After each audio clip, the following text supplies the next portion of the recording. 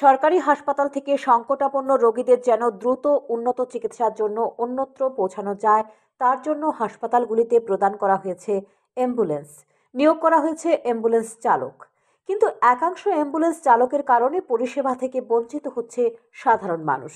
বাম আমলে লালবাড়ির মাথা ভারী নেতাদের আশীর্বাদে অ্যাম্বুলেন্স চালকের চাকরি হাতিয়ে নেন সুব্রত সাহা।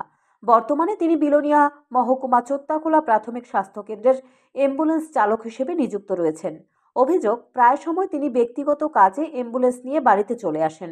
সেই অ্যাম্বুলেন্স ব্যবহার করে তিনি বাড়ির বাজার করা থেকে অন্যান্য কাজ করেন। বুধবারও তিনি শান্তিবাজার স্থিত নিজ বাড়িতে অ্যাম্বুলেন্স নিয়ে চলে আসেন। সংবাদ মাধ্যমের ক্যামেরায় সেই চিত্র ফুটে ওঠে এই দিন। সাংবাদিকরা ওনাকে প্রশ্ন করতেই তিনি জানান, রেফারের রোগী নিয়ে এসেছেন আর ব্লকে স্বাস্থ্য দপ্তরের কর্মী স্মার্ট কার্ডের ছবি তুলছে। তাদেরকে নিয়ে যাওয়ার জন্য তিনি অপেক্ষা করছেন। একটু কথা বলতাম দাদা, একটু নাম এনছি রে, একটু নাম মানে আপনার বাড়ি কোন জায়গায়? শান্তিবাজার। অ্যাম্বুলেন্সটা কোন জায়গায়, কোন হসপিটালের? ওই ব্লকে অ্যাম্বুলেন্স রেফার আনছি, প্লাস ব্লকের লোক আছে আমরা স্মার্ট কার্ডের ফটো আর লইয়ে যাবো। আপনার নাম? আমার সুব্রত সাহা। সংবাদ মাধ্যমের ক্যামেরায় ওনার অনৈতিক কাজ ধরা পড়তেই তিনি অদ্ভুত যুক্তি দেখালেন।